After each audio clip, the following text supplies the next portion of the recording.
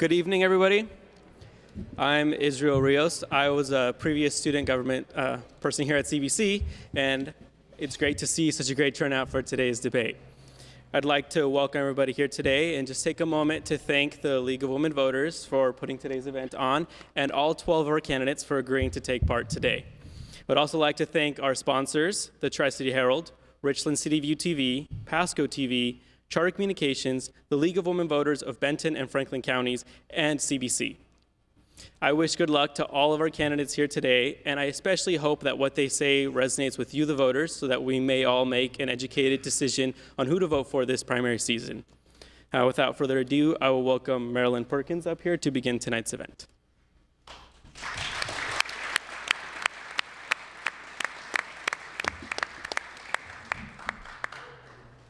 Thank you, Israel. It's nice to see young people interested in government, even if it's at the school level.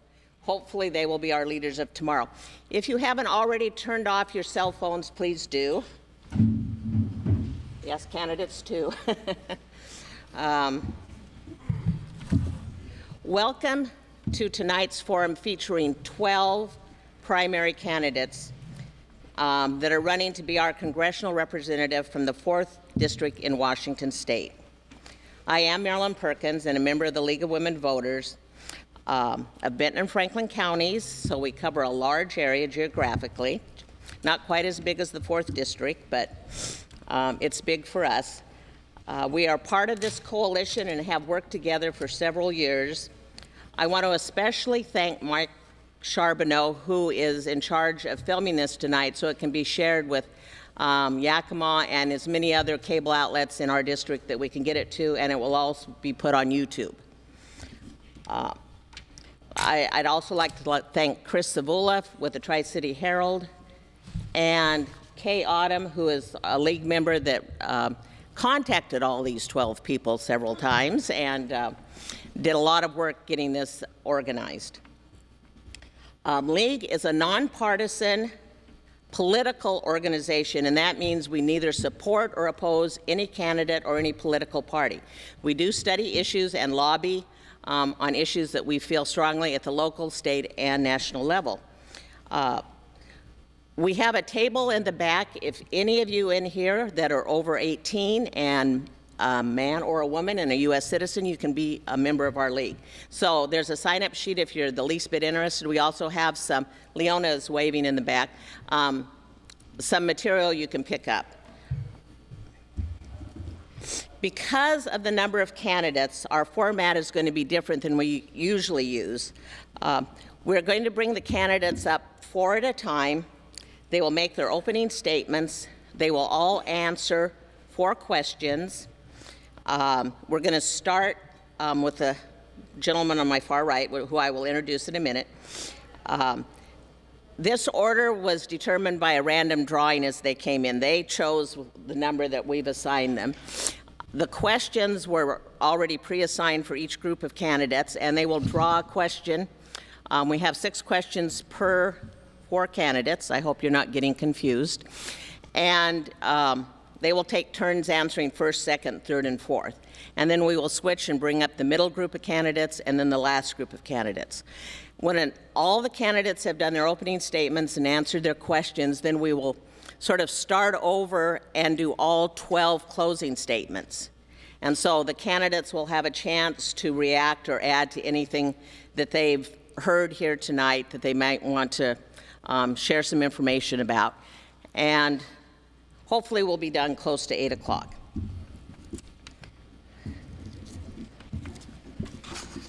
You should have received a list of all the candidates, if we had enough as people came in the door, for you to help keep track of who's who, in case you aren't familiar with all the candidates. Hopefully you're all here with an open mind and anxious to learn more about these candidates. Kay, are you ready? I will go ahead and introduce the candidates we have here. We have Kevin Midbust. He will be our very first speaker. Richard Wright, George Cicotte, and Gavin Seim. So they're alphabetical on here, so it might make it easier for you to find their name if you want to keep notes. So We will go ahead with the opening statements, and we'll begin with Kevin. They have 2 minutes. Shirley is our timer for this segment. She'll give them a 15-second warning and then a stop sign. And they don't have to stop dead, but they need to just finish their sentence and wrap it up. So with that, we will begin with Kevin Midbust. Testing. Okay. I'm Kevin Midbust. I'm the youngest candidate running. I'm 27, and I'm single. There's absolutely one reason only that I'm up here wearing this suit and tie. League of Women Voters. I figured they like a criminal, so I decided to dress like a criminal. Okay. I have a couple quotes. Give me control of a nation's money. I care not who makes the laws. Second quote, time is money. What this means is whoever controls the money controls your time.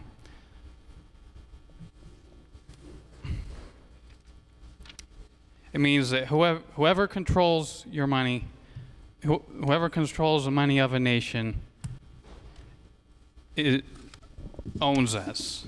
We're slaves to this person or entity, which is why we need to get rid of the Federal Reserve. It's the reason it's what causes all the corruption we see in our government. It's the reason the law is not followed. If we get rid of the Federal Reserve, our government will be forced to actually follow the Constitution like it is supposed to. This will also bring back the value of our dollars. Our dollars are worthless pieces of paper. It's worthless paper. Once we get rid of that and go back to backing our money by gold and silver like the government is constitutionally mandated, we will see value return and we will see prosperity in our country again. Thank you. Well, thank you. Okay, I forgot to mention, I want to hold all the applause till at least the group of 4 is done, and that'll make things move along quicker, and we'll take a quick water break. I have water. Okay, our next speaker is Richard Wright. Well, it's a pleasure to be here this evening, and thank all of you for coming here, and thank for all of you who have helped put this event together. It's great to be here in Pasco. I was born and raised here, and many of the great lessons in life I learned here in Pasco. Graduated from Pasco High School, then graduated from the University of Washington, and following that I lived in Moses Lake for 8 years, and then I moved to Kennewick and lived there for 27 years. So I've been in this whole district my whole life. I know a lot of great people here, and I understand the issues in this district.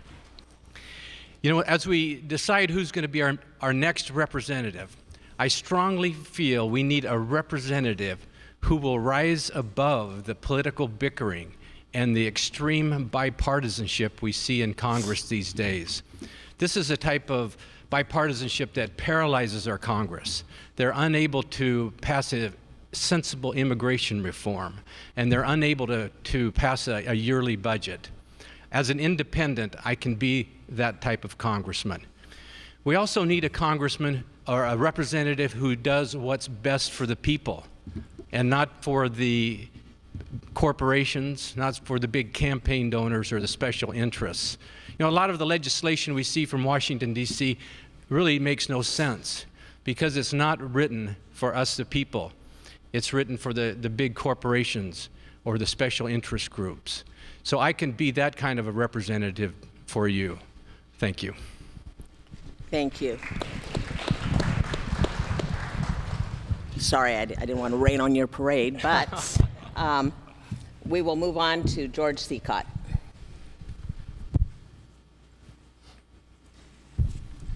Good evening, I'm George Cicotte. Pleased to be here with you this evening, and I appreciate all of you coming out here, and I Appreciate the League of Women Voters and CBC for hosting us all here this evening. I'd like to take a couple of minutes, which is exactly what we have, 120 seconds, and talk to you briefly about leadership. 238 years ago, our Second Continental Congress was convened in Philadelphia, and they showed leadership by coming out of there with the Declaration of Independence. And I think a lot of Americans today would like to see that kind of leadership and forethought again. Now, what are the issues that we need leadership on today? We have some structural problems in our country. We need a healthcare system that's sustainable.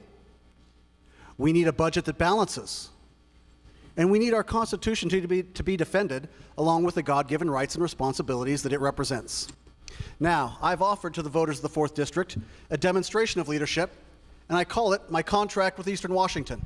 And if you'll get a copy, you'll notice that when you open it up on the inside, it's divided into 3 sections, dealing with just those 3 areas: healthcare, balancing a budget, and defending our Constitution. Now, what is leadership? A leader is someone who does 3 things: has the ability to articulate a clear vision for the future, is able to create a set of steps that will take us toward that vision, and most importantly, the 3rd item, they create unity among the citizens to work toward accomplishing that vision and those steps. You could say it in shorthand: a leader knows the way, shows the way, and goes the way. And that's exactly what my contract with Eastern Washington does. There are 10 distinct pieces of legislation that I'm committed to pursue as your next congressman. These steps are laid out here. They already have a strong basis of support among several senators, as noted in the contract. So what vision are we working toward? Imagine this vision. Imagine a future where health care is affordable without government subsidies, the budget balances, not putting $1.2 trillion a year in debt on our children, and our Constitution, the model for democracy the world over, is defended and respected rather than disregarded. Thank you. Again, I'm George Cicotte, looking forward to earning your vote. Thank you. And our last opening statement from this group will be from Gavin Seim.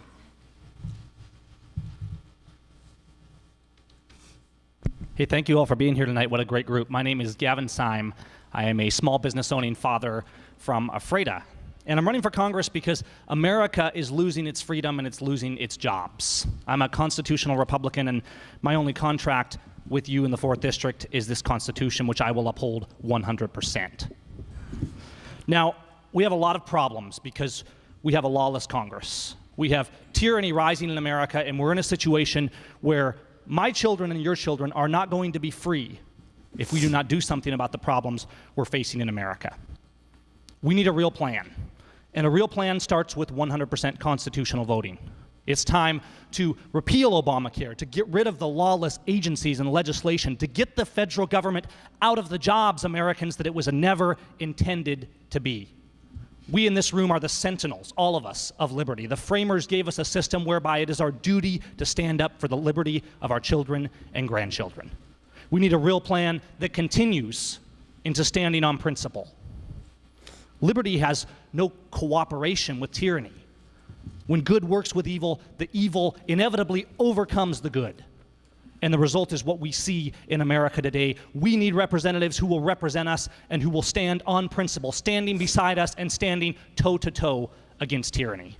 This is America, and we need to get back to the foundations that America was built on. We need a real plan, and a real plan does more because a real plan continues into unstoppable conversations that educate and that light the brush fires of liberty across this nation, that educate our children and our neighbors, and that get us thinking about holding government accountable at every level. Because the government is not here to be our masters.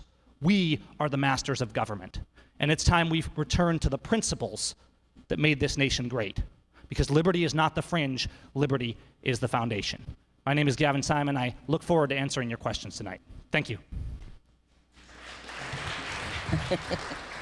Not quite done with this group. We're going to start with the question and answer portion. Mr. Midbust is going to draw the first question, answer it first, then we'll give the other 3 gentlemen a chance to answer it in order. And if you will tell me which question you drew, I will read it. Oh, you can keep it. You can keep it and pass it on if you want. Oh, sure. A4. Okay. Do you support the Affordable Care Act often referred to as Obamacare? If not, what would you propose to replace it? If yes, are there any changes you would support? How much time? You have to solve this problem in a minute. Wait, I can do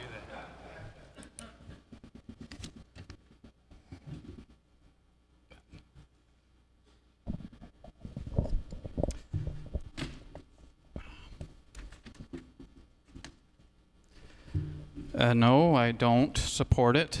What would I replace it with? Well, we're going to have to end the Federal Reserve, so we can replace it with these. These will, when they get their value back, you'll have complete control over your money, and you'll be able to go walk into a doctor's office and get treatment right then and there with this. This is what we need to do. You want control over your health care? Take it back. Thanks. Okay. Mr. Wright? Healthcare is one of those huge issues we're facing. I started a healthcare company in Moses Lake, grew that to 14 locations in 3 states, and was responsible for nearly 1 million patient visits over 29 years at these physical therapy clinics. I understand the healthcare system. If you need somebody to help solve the problems, you need somebody with that type of experience. There are a couple of issues in the Affordable Care Act that I do not agree with. I do not agree with the individual mandate. I do not feel people should be forced to buy insurance from companies whose CEOs make $14 million, like the CEO of United Healthcare, or Moda Health, who can pay $40 million to rename the Rose Garden in Portland. So that's one thing I do not agree with. I do not agree with the accountable care organizations, where a physician is incentivized not to provide treatment, not to provide diagnostic tests. So I do not feel that is a wise part of the Affordable Care Act. Thanks. Thank you. And Mr. Cicotte? I'd refer you to my contract, and you'll see in the first section I lay out in much more detail than I'll be able to do here in 60 seconds, a set of solutions to solve our nation's healthcare woes. Are there good parts of the Affordable Care Act? Certainly. Things like the elimination of annual and lifetime limits, risks that an insurance company is far easier and better able to bear than individuals are. Are there parts of the Affordable Care Act that are poor? Of course there are. That's why I've supported a repeal and replace strategy as outlined in my contract. As a realistic matter, it's unlikely to be repealed, because even if we get a Republican majority in Congress, it'll be vetoed by the president, and there won't be a veto-proof majority. So we can't just sit on our hands. We've got to do things to make it better. And in short, to make it better, we need to bring market-based solutions. Right now, health reform does a lot of things that are just making prices go up and up and up. Think about the one kind of health care over the past 20 years where prices have gone down. It's laser eye surgery. What happens there? It's competitive on price. It's competitive by suppliers. We need more supply, more docs, more everything, more physicians and equipment. We need insurance across state lines, more insurance, and we need price transparency. These will bring a marketplace solution and allow us to get health care prices low naturally. Thank you. And our last candidate on this question is Mr. Seim. Does anyone in this room own a gas can? Now, if you've purchased a gas can in the past few years, you may have noticed that the spout doesn't really work and it spills gas all over your car. Well, that's thanks to our federal government and the legislation that they see fit to make. Now, consider this. We have a government that cannot manage its budget or its borders, yet sees fit to legislate the spouts on our gas cans. Are these the people we want managing our health care? I would submit that the answer is no, and this Constitution submits the same, because it's not that health care is not important, it's that the federal government has no authority to be in it. My opponent, when we started out, said he wanted to fix Obamacare. It's good now that he wants to repeal it, but let's get back to the Constitution, because it's not in there. We need to repeal and do not replace Obamacare. We need to get the federal government legal, and we need representatives who will respect our liberty and the task in the Constitution that the federal government is delegated to. Let's restore that to the states where it belongs. Thank you. Thank you. We will move on to question number 2, and Mr. Wright will draw the question.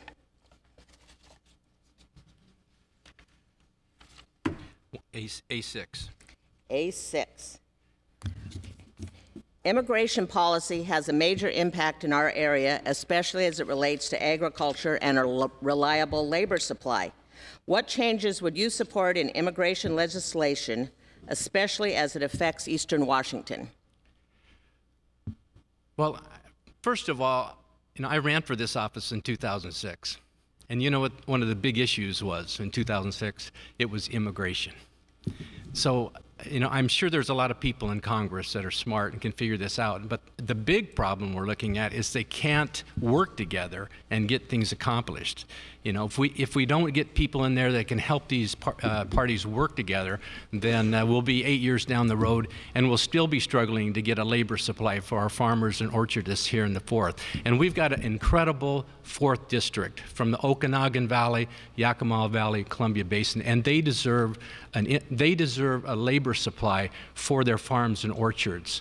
Now, I support a legal status for those who are in the country now illegally. And over time, they could go and get a green card and work towards citizenship status, but not right away. First they would just get a legal status. Thanks. Thank you. We'll move on to Mr. Cicotte. Again, this item is dealt with in Section 9. Specific legislation I would champion as your congressman dealing with immigration. What is my solution? We need a market-based visa system. Right now in the state of Washington, we have roughly 5,000 ag worker visas per year. That's a government-determined number. Since when has the government ever centrally planned an economy that works? It doesn't. We need a market-based system where employers that need workers can get those visas approved and that people can come here for a specific job with a specific visa. If we have a visa system that works, we'll find folks going back and forth because they'll know they can get back reliably. The next question, which wasn't asked, but how do you deal with the body of folks who are here already? I would not suggest that it's economical to send them all back. We can have them work through this new visa system. If they choose to work through it, and if they're able to work through it, this is not citizenship, but just a visa, then they can be here. If they choose not to go through the system, or if they are unable to satisfy the requirements, then we can deport them with a clear conscience and move forward with the workers our farmers need. Thank you. Thank you. And Mr. Seim? The immigration issue facing America affects much more than just the 4th district. It affects our entire nation. And the biggest issue we have with immigration is political theater. The problem with our borders is not that we can't secure them, it's that we have a criminal president, we have a Congress who's not doing their job, and we have political theatrics who's not dealing with the issue. Dealing with immigration for real is a threefold situation. Number one, we have to secure the borders. We have to restore the rule of law. And we can do that. We have the resources to do that. We're simply not, which is why busloads of illegal immigrants are pouring across the border in the recent weeks. That's lawlessness. Number two is we have to address the entitlements. Immigration did not used to be America's weakness. It used to be its strength. In fact, in the early 1900s, it only took a few hours to immigrate legally, not to become a citizen, but to become part of the American dream. Finally, we need to streamline the immigration process. It should not take years or decades to come here legally. It should be a reasonable and simple process to come here legally and be part of America so that we can restore immigration as a strength instead of a drain on our nation. Thank you. Thank you. And we'll finish up with Mr. Midbust. Here's my another worthless piece of paper for this question. What we really need to do, if we want to solve this issue, we have to get rid of the Federal Reserve. We have to stop the money printing. Money printing allows our government to they send our military to guard other countries' borders.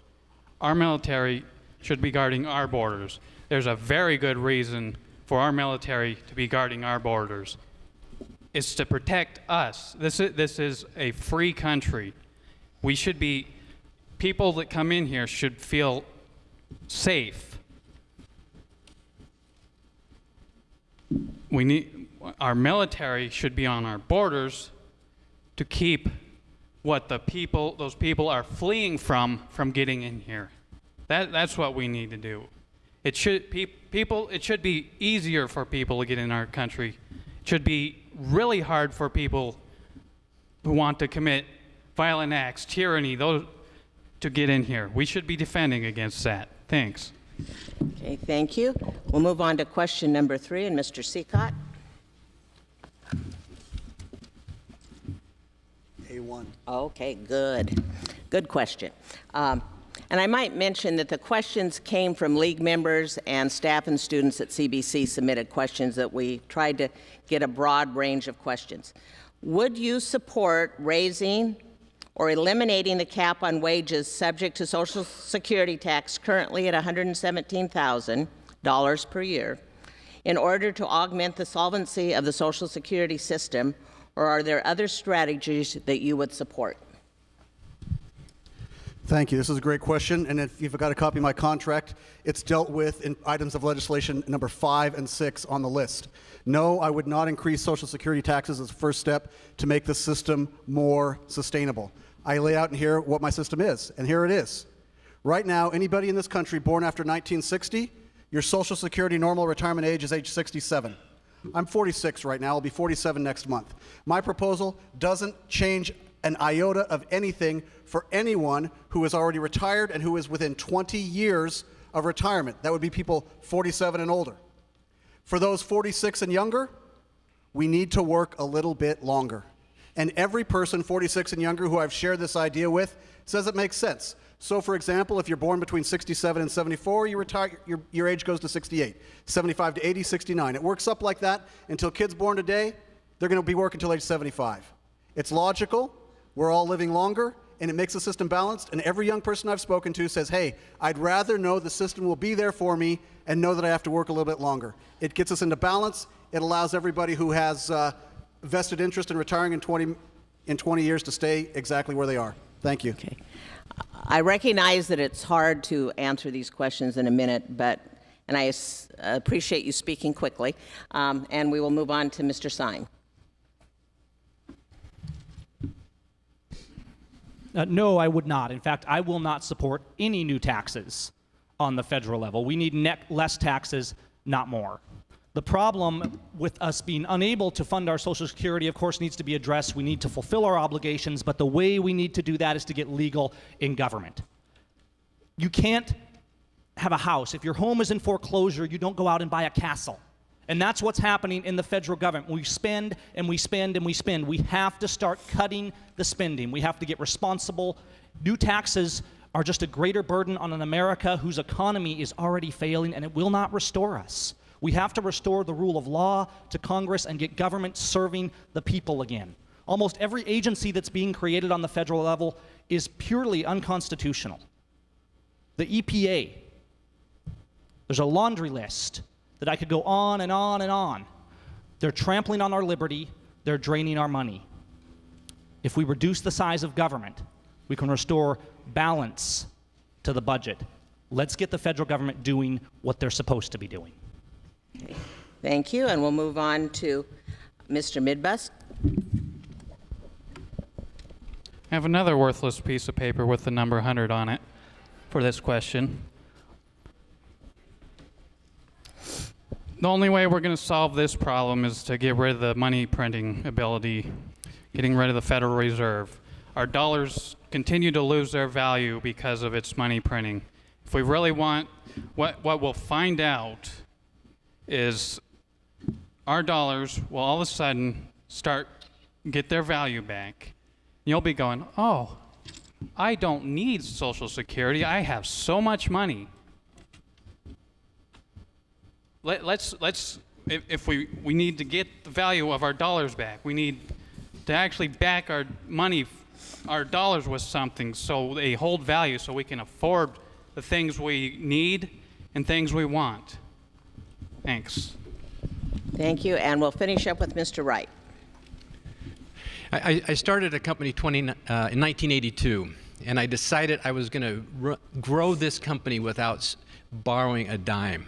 That was my goal, and I did it for 29 years. I grew that company and never borrowed a dime. I grew it to 14 locations and 75 employees. You know, that I'm a fiscal conservative, and we need more individuals like that in Congress, because most of them don't seem to mind borrowing money and borrowing more and more money. And the problem has occurred that because of the federal deficit, they have had to borrow from the Social Security Trust Fund. And so instead of that money being invested where it could gain interest or increase in value, it was borrowed by the federal government at a low interest rate.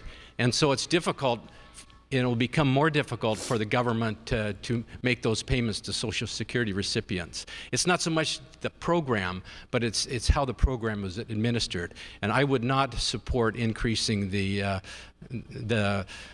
Social Security tax rate. Okay. We will move on to our last question. Mr. Seim will draw it.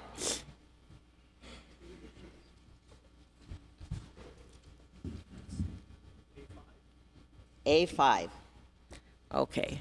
Another good question, if I say so myself. Most of us take our energy supply and digital communication for granted. How vulnerable do you think the United States is to either natural disasters or sabotage when it comes to our energy grid and our reliance on computer networks, and what should be done about it?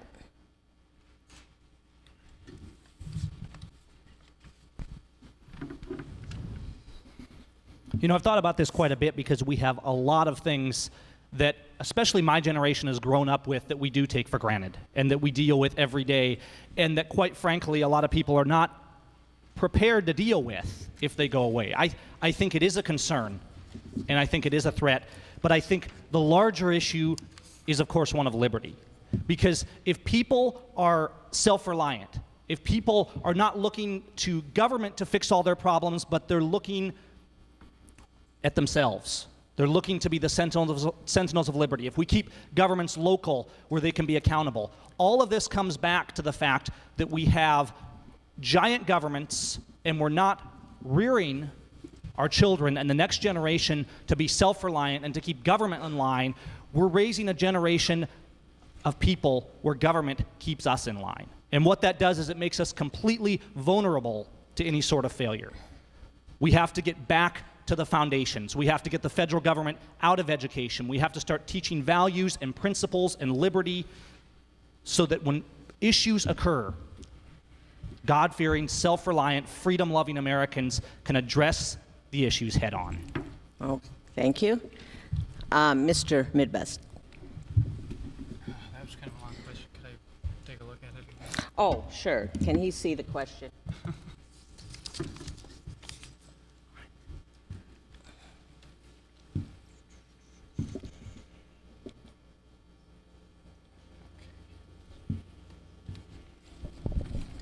Well, again, I have another worthless piece of paper with the number 100 on it.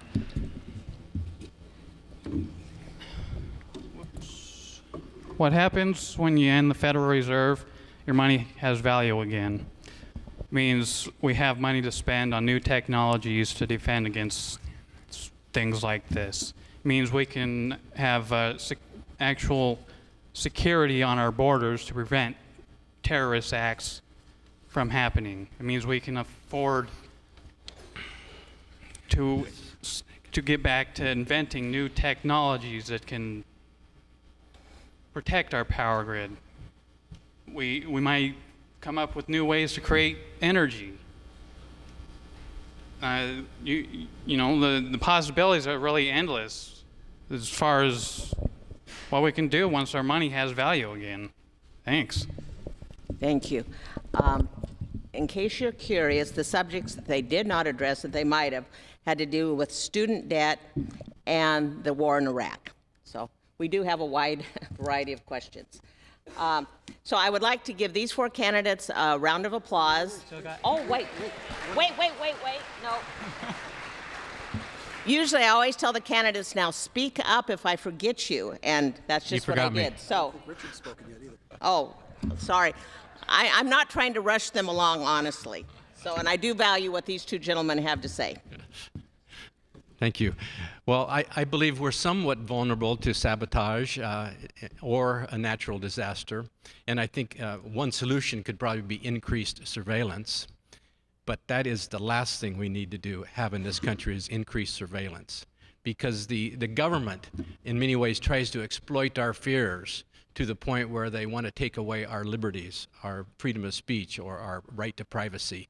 And we can't let them do that. We can't be fearful. We have to be brave. And what we should really be concerned about is the fact that we don't lose these great liberties that we have in this country. The liberty to privacy, freedom of speech, freedom of to possess a gun. That's what we really need to be concerned about. And I just hope so much that we do not let this government make us fearful so we lose these rights. Rights that our servicemen, our brave servicemen and women have fought so hard to preserve. Thank you. Thank you. And this is our last answer. I'm a lawyer, not an electrician, so I don't know this answer in general, but I will tell you here's what I do know. It's my understanding that our electrical grid is outdated. And in fact, if I recall the news from a couple years back, there was an incident in California where a transfer station was shot up and it caused a bit of a blackout down there. So we do know that there are some weaknesses in the system. Here's what else I know. It's my understanding that some of the research going out at our very own local Pacific Northwest National Lab is dealing with this issue. We also know that our country clearly has a demonstrated ability to update its networks, and electricity grid is really just an electric network, in ways where the costs of updating are comparable to the costs of maintaining the current system. All we need to look at is our telecommunications network. Over the past 30 years, we've switched from an exclusively wired telephone network into a predominantly wireless network. So I would continue allowing the R&D that happens here at Pacific Northwest National Lab and other places so that technology can be developed to update the grid in ways and at costs that are comparable to maintaining the current version. Thank you. Thank you. Now we can give them a warm round of applause.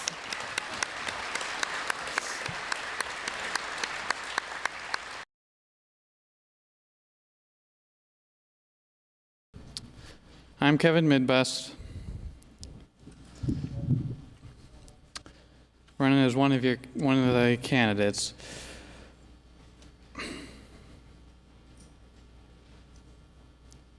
This is a free country. We should be able to have control of our lives. We should have control of our money. We should have control of our time. No individual should have any control over you.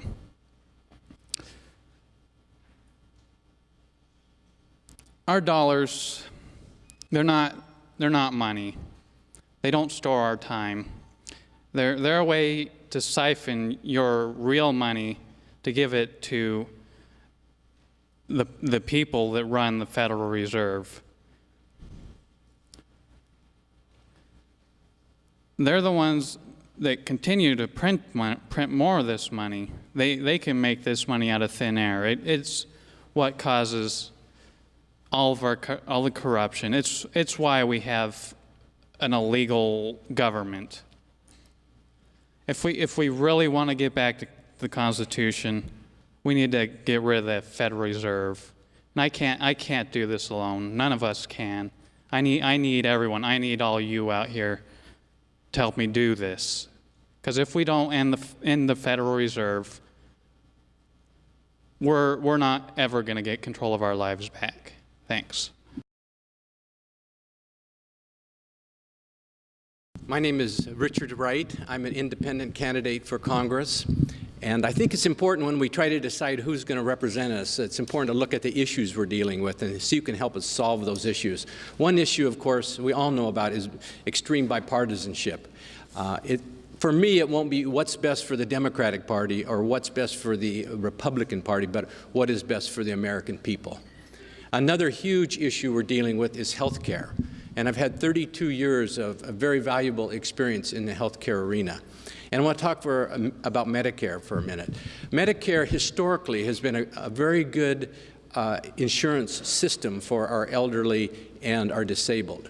But Over the last 15 years, I think the oversight has been very poor. We need to improve that oversight. And I would also suggest that we bring the Medicare drug benefit under the Medicare Part B program, so all of our seniors have a Medicare drug plan. And I would also suggest that we limit the out-of-pocket expense to $2,000 a year, and that is based on the ability for that individual to pay that money. So no senior citizen ever goes bankrupt because of an illness or an injury. I really believe that Medicare can be and then I would open up Medicare to the general, non-disabled, non-elderly, and allow them to buy into Medicare at a non-subsidized rate. The reimbursement would be higher than normal Medicare, about 20% higher. But I think those are some ideas that we can use to improve our healthcare system. Thank you. Good evening. I'm George Cicotte, Republican candidate for Congress. I'm asking you to send me to Congress, and if you do, I'll bring 20+ years of expertise to bring about real reforms in government. These reforms will have an immediate positive impact in our lives here in Eastern Washington, as well as the lives of our fellow Americans. Every other candidate routinely asks for your vote without providing any plan of action. I've asked for your vote by offering a clear and detailed contract for your review and approval. I offer a promise to work for you in Congress openly with full participation by all people in the district if you will accept my offer to serve you. I ask you to read the contract carefully, study it, and save it as a roadmap to the path that we will pave to fixing health care, balancing the budget, and defending the Constitution. When other folks ask you to look in the rearview mirror at their past efforts, I'd like you to ask them, where is your vision for our future? Today, you've received a contractual commitment to a vision for our future and the steps to achieve that vision. Local leaders, like the CEO of Cadillac and our current congressman's own brother, Doc Hastings, have endorsed my expertise and skill and ability to realize this vision. I recognize that my contract isn't the solution to every problem that faces us. Our problems are too great for that. But it's a good start and it's a good commitment. I'll work to restore accountability in Congress. Again, I'm George Cicotte, and I look forward to earning your vote. Thank you. Folks, we need to stop the spying, stop the spending, and stop the tyranny. My name is Gavin Seim. You can find me at callmegav.com. I hope you'll head over there and check out more that we haven't been able to cover tonight. Come back and grab a brochure. We need to get back to the foundations. I offer you a real plan that starts with 100% constitutional voting, and I will account to you for every vote that I make in Congress. Folks, liberty is not something to be hidden away on dusty shelves. We should be holding it up in front of us every single day of our lives. We should be teaching it to our children and to our grandchildren. And if we fail to do that, if we fail to limit and restrain government, if we allow them to become tyrants and to enslave our children and grandchildren, that burden rests on us. It is our duty to start limiting the government to the delegated tasks. The federal government in the Constitution is given a job, and then the Constitution further says, if it's not in here, you don't get to do it. It's reserved to the people and the states. We need to get legal. My name is Gavin Seim. You can find me at callmegav.com. Liberty is not the fringe. Liberty is the foundation.